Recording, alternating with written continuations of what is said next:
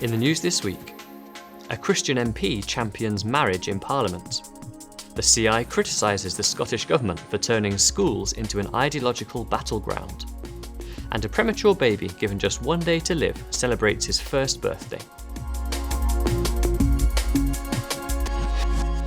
Hello. A Christian MP has called on the government to do more to recognise the importance of marriage to society.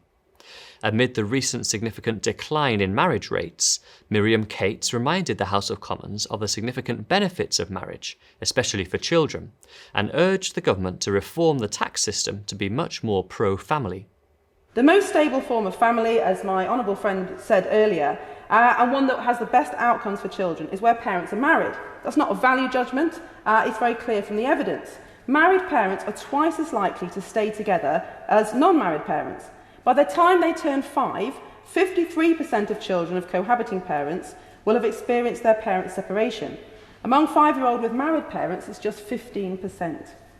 Married men live happier, longer, healthier lives, and boys with committed present fathers have much better outcomes than boys in families where they don't. Mrs. Cates also highlighted the societal damage caused by online pornography. She called for the swift introduction of the age verification aspects of the Online Safety Bill, which aim to prevent children accessing pornographic websites. The future social impact of this porn epidemic will be catastrophic if we don't protect our boys and girls.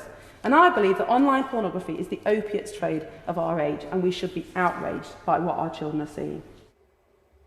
An education conference has highlighted the indoctrination and sexualisation of children in Scottish schools through the promotion of LGBT ideology and inappropriate sex education. The Education Not Indoctrination conference, organised by Hands Up Scotland, heard from noted sociologist Professor Frank Furedi and invited discussion from academics, parents and teachers. Speaking at the event, Institute Deputy Director Kieran Kelly said the Scottish Government's underlying mindset is that the state knows best and parents are to be seen and not heard. Mr. Kelly said Scottish law and statutory guidance makes clear that schools and local authorities need to respect parents' views and be transparent with them. But a climate of fear of being branded phobic or a bigot is pushing some schools to adopt LGBT policies and resources that are unsuitable for children. A cross-government network which plans to combat trans ideology and defend freedom of conscience for civil servants has been launched.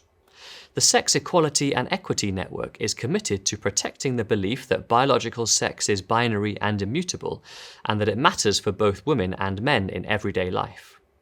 Welcoming the new group, a Whitehall source said whether it is introducing pronouns, building universal toilets, or referring to chest feeding, the assault on women in the civil service is now facing pushback.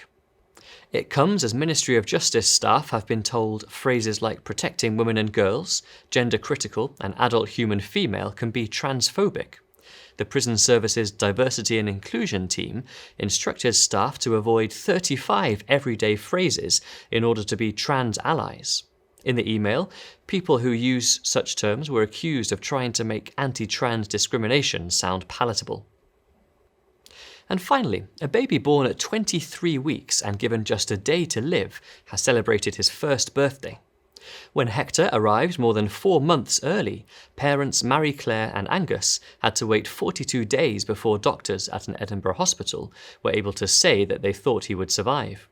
Hector, who still faces health challenges, was finally allowed to go home in April.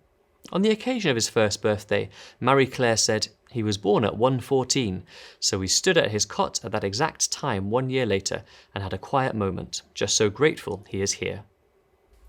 Well, that's all for this week. For regular updates and information on all of our stories, plus much more, visit our website at christian.org.uk. Until next time, goodbye.